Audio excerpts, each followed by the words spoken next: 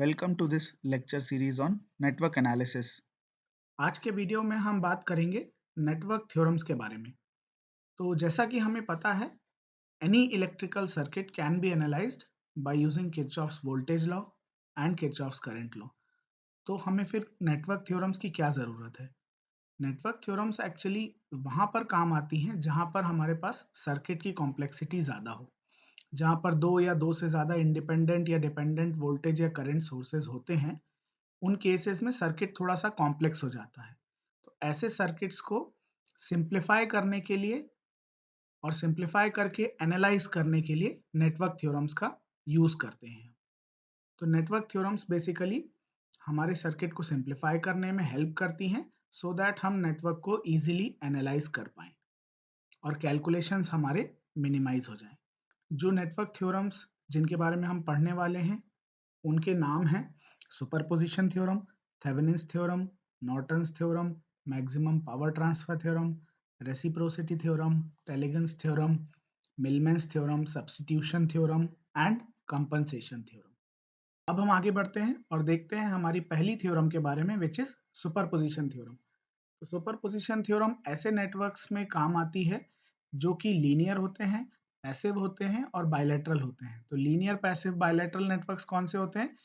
जिनमें linear elements हों, passive elements हों और बायलैटरल एलिमेंट्स हों। ऐसे नेटवर्क्स को हम बोलते हैं linear, passive and bilateral network.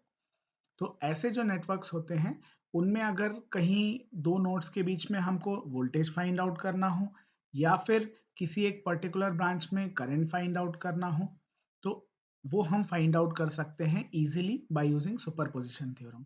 तो सुपरपोजिशन थ्योरम ये बोलती है कि अगर हमारे पास मल्टीपल सोर्सेज़ हमारे सर्किट में या नेटवर्क में लगे हुए हैं, तो हम किसी एक सोर्स को एट अ टाइम लेंगे और उसके कारण जहाँ पर भी हमको वोल्टेज फाइंड आउट करना है या करंट फाइंड आउट करना है, उस जगह पर हम एक पर्टिकुलर सोर्स के कारण करंट या वोल्टेज फाइंड आउट करेंगे और यही हम सारे सोर्सेस के साथ अलग-अलग करेंगे। एक बार हमने सारे सोर्सेस के कारण separately by taking them one at a time हमने वोल्टेजेस या करंट्स फाइंड आउट कर लिए। उसके बाद हम उन सभी सोर्सेस के कारण जो करंट्स या वोल्टेजेस फाइंड आउट किए हैं, उनको ऐड कर देंगे अलजेब्रिकली। तो जो हमको फाइनली रिजल्ट मिलेगा, that will be the result, that is the voltage or current in a particular place in the network due to all the sources acting together. ठीक है? और ऐसे केसेस में जब हम एक सोर्स एट अ टाइम लेते हैं, तो ऐसे केसेस में बाकी इंडिपेंडेंट सोर्सेस जो हैं, केवल इंडिपेंडेंट सोर्सेस हम रिप्लेस कर देते हैं bye their respective internal resistances. ठीक है? तो जो इंटरनल रेजिस्टेंस होता है, वो हमें पता है आइडियल वोल्टेज सोर्स के लिए 0 होता है। तो अगर आइडियल वोल्टेज सोर्स लगा हुआ है, तो उसको हम रिप्लेस कर सकते हैं बाय अ शॉर्ट सर्किट। और similarly internal resistance ideal current source का होता है इनफाइनाइट। तो अगर आइडियल करंट सोर्स लगा हुआ है और उसको हम रिमूव कर रहे हैं, तो फिर उसको हम रिप्लेस करेंगे बाय एन ओपन सर्किट। तो इस तरीके से हम नेटवर्क को छोटे-छोटे पार्ट्स में डिवाइड करके and then we can solve it easily. Next, the theorem, ये जो सुपरपोजिशन थ्योरम है, ये एप्लीकेबल है लीनियर नेटवर्क्स के लिए which can be time varying और time invariant. It can consist of independent sources, linear dependent sources, linear passive elements such as resistors, inductors, capacitors and linear transformers also. तो ऐसे जो networks हैं जिनमें ये सारी चीजें हैं, उनमें हम सुपरपोजिशन थ्योरम अप्लाई कर सकते हैं। सुपरपोजिशन थ्योरम वोल्टेज और करंट फाइंड आउट करने के लिए हम यूज कर सकते हैं, लेकिन पावर फाइंड आउट करने के लिए किसी एक पर्टिकुलर ब्रांच में कितनी पावर डिसिपेट हो रही है या स्टोर हो रही है, ये फाइंड आउट करने के लिए सुपरपोजिशन थ्योरम का यूज नहीं किया जा सकता है। अब हम देखते हैं कुछ और points related to the superposition theorem. ये जो थ्योरम है superposition theorem, it is valid for all types of linear circuits having time varying और time invariant elements. This theorem is used to find current or voltage in a branch when the circuit has a large number of independent sources. जब बहुत सारे independent sources हमारे circuit में present होते हैं, तब किसी पर्टिकुलर ब्रांच में करंट फाइंड आउट करने के लिए या कोई भी दो नोड्स के बीच में वोल्टेज फाइंड आउट करने के लिए सुपरपोजिशन थ्योरम का यूज करते हैं। तो जो नंबर ऑफ सोर्सेज हैं इंडिपेंडेंट सोर्सेज, वो बहुत ज्यादा नंबर में होते हैं, तभी इसका यूज प्रॉपर तरीके से हम कर सकते हैं। Next, this theorem is not valid for power relationship. ये हमने पिछली स्लाइड में भी देखा था कि हम वोल्टेज और करंट फाइंड आउट करने के लिए किसी भी पार्ट ऑफ द नेटवर्क में वोल्टेज या करंट फाइंड आउट करना है आपको, तो वो आप सुपरपोजिशन थ्योरम का यूज करके कर सकते हो। बट अगर आपको किसी नेटवर्क के पार्ट में पावर फाइंड आउट करना है कि पावर कितनी डिसिपेट हो रही है या पावर कितनी स्टोर हो रही है, तो वो हम सुपरपोजिशन थ्योरम का यूज करके नहीं कर सकते हैं। Next point, this theorem is not applicable to circuits containing only dependent sources. हमारे पास इंडिपेंडेंट सोर्सेज होना जरूरी है। केवल डिपेंडेंट सोर्सेज अगर होते हैं तो ये थ्योरम डायरेक्टली हम अप्लाई नहीं कर सकते superposition theorem for finding out current और voltage in a particular part of the network. अगर हमारे पास डिपेंडेंट सोर्सेज हैं, केवल डिपेंडेंट सोर्सेज हैं सर्किट में, तो superposition theorem can be used only when the controlling functions are external to the network containing the sources, so that the controls are unchanged when the sources act at a time. तो अगर dependent sources हमारे circuit में present हैं, तो हमको ये चीज का ध्यान रखना होगा कि जो डिपेंडेंट सोर्सेज हैं उनके जो कंट्रोलिंग फंक्शंस हैं वो एक्सटर्नल होने चाहिए, उसी नेटवर्क में प्रेजेंट नहीं होने चाहिए, अगर आपको सुपरपोजिशन थ्योरम उस पर्टिकुलर नेटवर्क में अप्लाई करनी है तो। नेक्स्ट जो पॉइंट है, that says this theorem is not applicable for circuits with non linear elements. Next point, this theorem is not useful for circuits with only one independent source. अगर एक ही independent source है हमारे circuit में, तो हम easily KVL या KCL का use करके सर्किट को एनालाइज कर सकते हैं। There is no need to apply superposition theorem. तो अब हम सुपरपोजिशन थ्योरम को एक एग्जाम्पल प्रॉब्लम के थ्रू समझने की कोशिश करेंगे कि कैसे सुपरपोजिशन थ्योरम को अप्लाई करके हम किसी भी सर्किट को एनालाइज कर सकते हैं। ठीक है, तो here we have been given a circuit जहां पर ये 3 एम्पियर का करंट सोर्स है और ये 4 वोल्ट का वोल्टेज सोर्स है। इसमें हमको ये 2 ओम रजिस्टर जो है इसके थ्रू करंट क्या फ्लो कर रहा है ये फाइंड आउट करना है। तो इसके लिए जब हम सुपरपोजिशन थ्योरम अप्लाई करते हैं, तो सबसे पहले फर्स्ट स्टेप में हम क्या करेंगे, ये 3 एम्पियर का जो करंट सोर्स है इसको एज इट इज रखेंगे और ये जो 4 वोल्ट का वोल्टेज सोर्स है इसको हम शॉर्ट सर्किट से रिप्लेस कर देंगे, जो कि हमने यहाँ पर किया हुआ है। We have replace the 4 volt voltage source by a short circuit. और अब हम जो करंट यहाँ पर निकालेंगे 2 ओम रेजिस्टर के थ्रू फ्लो होता हुआ, that will be termed as I dash. ठीक है, तो इसको अब हम इजीली सॉल्व कर सकते हैं। हमको ऑलरेडी पता है किसी भी सर्किट में अगर एक सिंगल सोर्स लगा हुआ हो और बाकी के सारे रेजिस्टर्स हों, तो we can find out the current through any of the branches. ठीक है, ये हम ऑलरेडी केसीएल केवीएल के थ्रू देख चुके हैं। आप यहाँ पर केसीएल भी अप्लाई कर सकते हो, आप यहाँ पर केवीएल भी अप्लाई कर सकते हो, जो आपको सही लगता है वो आप अप्लाई करके और यहाँ पर ये आई डैश फाइंड आउट कर सकते हो। अब हम अगर इस सर्किट को सॉल्व करने की कोशिश करें, तो हम देख सकते हैं कि ये जो 2 ओम का रेजिस्टर है वो इस शॉर्ट सर्किट के साथ पैरेलल में है। तो जब आप इन दोनों का कॉम्बिनेशन निकालोगे, that will come out to be 2 into 0 divided by 2 plus 0, which will be 0 ohm. 0 ohm मतलब we can replace this the combination of these two by a short circuit. Okay, so that's what we have done. यही यहाँ पर हमने यही किया है इस particular circuit में। और इसके बाद अब आप इजीली इसको सॉल्व कर सकते हो। बहुत सारे तरीके हैं। यहाँ पर आप इस नोड पर केसीएल अप्लाई कर दो, ये नोड ए है, यहाँ पर आप केसीएल अप्लाई करके सॉल्व कर सकते हो, या फिर जैसा हमने सॉल्व किया है, हमने क्या किया है, ये 2 ओम का रेजिस्टर और ये 2 ओम का रेजिस्टर अब आपके पैरेलल में है। इनको आपने पैरेलल कॉम्बिनेशन के थ्रू सॉल्व किया तो हमको एक 1 ओम का रेजिस्टर मिल गया। अब हमारे पास एक सिंगल मैश है जिसमें कि 3 एम्पियर का करंट फ्लो कर रहा होगा। मतलब आप देख सकते हो this I1 will be 3 ampere. अब ये I1 3 एम्पियर हो गया तो ये वाला I1 जो है this is also 3 ampere.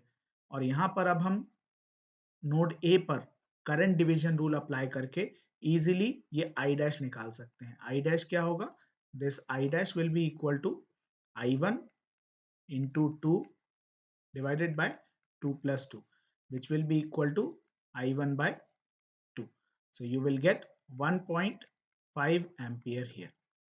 The I dash will be 1.5 ampere.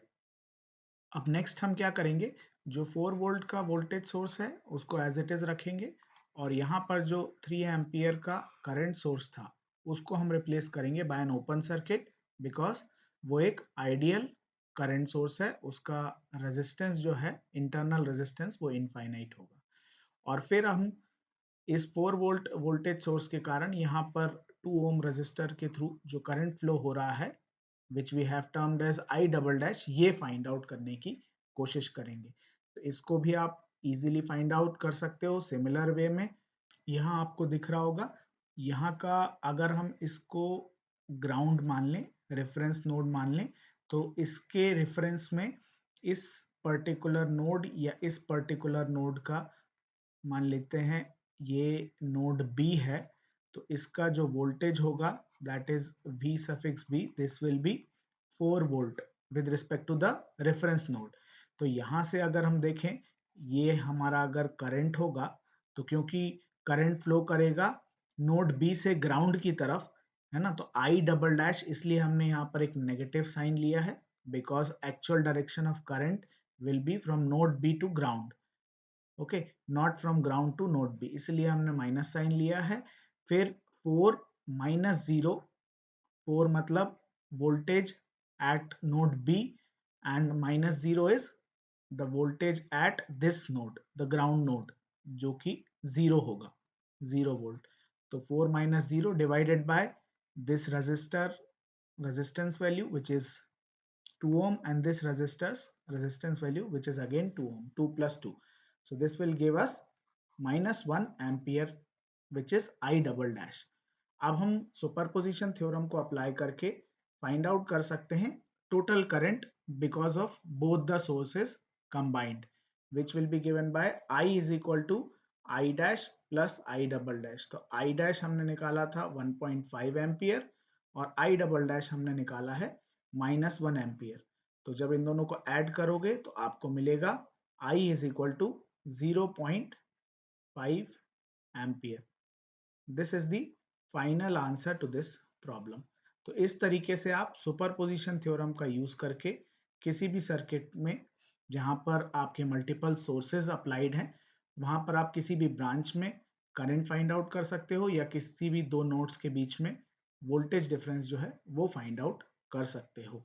इस प्रॉब्लम में एक चीज और है, हमने ये जो करंट अज्यूम किया है, this current we have assumed this flowing from node B to ground. हमने ये वाला कंसिडर क्यों नहीं किया है करंट? ये कंसिडर से ये I1 है, दिस विल बी जीरो। ये क्यों जीरो होगा?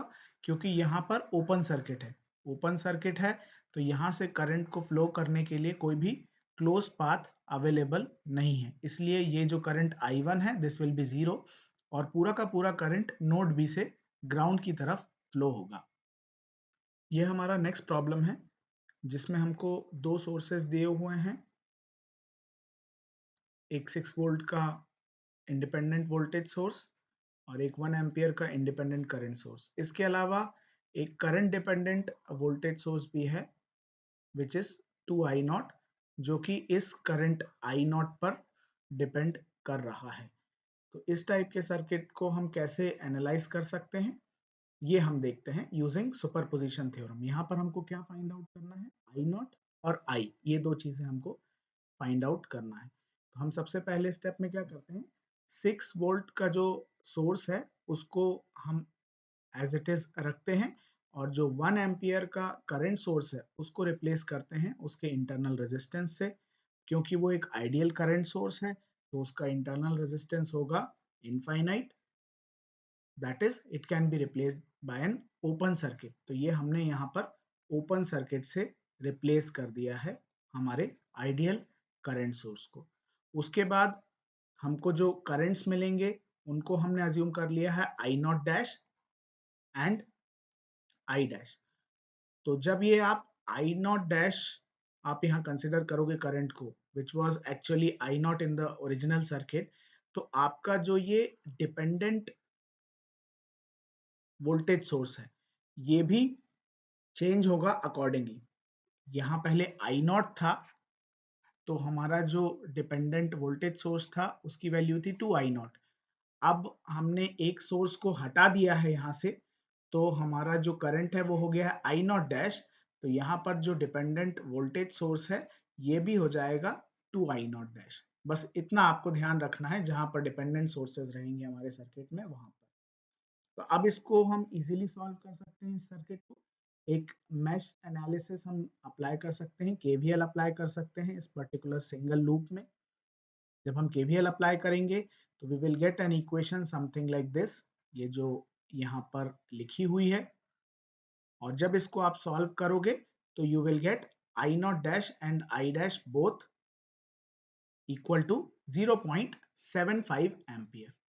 अब नेक्स्ट स्टेप में हम क्या कर सकते हैं कि 1 एम्पियर का जो करंट सोर्स है उसको एज इट इज रखते हैं, और जो 6 वोल्ट का वोल्टेज सोर्स है which is an independent voltage source, उसको उसके इंटरनल रेजिस्टेंस से रिप्लेस करते हैं। अब हमें क्योंकि पता है कि आइडियल वोल्टेज सोर्स का इंटरनल रेजिस्टेंस जो होता है वो 0 होता है, तो इसीलिए उसको हम शॉर्ट सर्किट से रिप्लेस कर सकते हैं, जो कि हमने यहाँ पर किया है। इसके बाद नेक्स्ट चीज जो आप देख सकते हो, ये जो करंट हमने किया है assume that is I not double dash, तो इसके अकॉर्डिंगली ये जो डिपेंडेंट वोल्टेज सोर्स है ये भी चेंज हो जाएगा to 2 I not double dash. इसके बाद हमको कुछ नहीं करना है, हमको सिंपली एक केसीएल अप्लाई करना है इस नोड ए पर। केसीएल अप्लाई करेंगे हम तो हमको मिल जाएगा I not double dash plus 1 equal to I double dash. Okay, ये एक इनकमिंग करंट है, ये भी एक इनकमिंग करंट है, और ये आउटगोइंग करंट है। तो sum of incoming currents is equal to sum of outgoing currents, वहां से हमको ये इक्वेशन मिल जाएगी। इसके बाद हमको केवीएल अप्लाई करना है बड़े वाले मैश में। ये जो बड़ा मैश है इसमें हम केवीएल अप्लाई करेंगे। जब आप केवीएल अप्लाई करोगे you will get this equation, और जब इसको आप सॉल्व करोगे तो आपको finally I not double dash और आई डैश मिल जाएंगे ये दो इक्वेशन से। एक ये फर्स्ट इक्वेशन ये वाली, और एक जो इक्वेशन यहाँ से मिली है सेकेंड इक्वेशन, इन दोनों को सॉल्व करोगे तो आई नॉट डबल डैश और आई डबल डैश आपको मिल जाएंगे। उसके बाद हमको केवल सुपरपोजिशन थ्योरम अप्लाई करना है, उससे हम आई नॉट और आई फाइंड आउट कर सकते हैं which will come out to be 0.125 ampere and 1.125 ampere respectively. तो इस तरीके से हम उन सर्किट्स को भी सुपरपोजिशन थ्योरम का यूज करते हुए एनालाइज कर सकते हैं जिनमें डिपेंडेंट सोर्सेज प्रेजेंट हो। बस हमको ध्यान ये रखना है कि वो डिपेंडेंट सोर्सेज भी उसी तरीके से चेंज होंगे जिस तरीके से जो पार्ट पर वो डिपेंडेंट है वो पार्ट चेंज हो रहा है। तो इस वीडियो के लिए बस इतना ही। Thank you.